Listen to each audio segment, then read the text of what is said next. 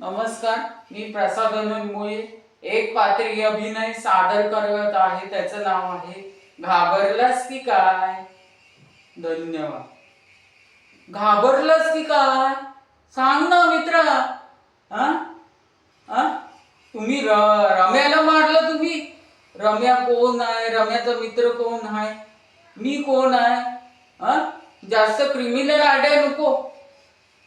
मार खा आणि जाताना अभिप्राय देऊन जा. हा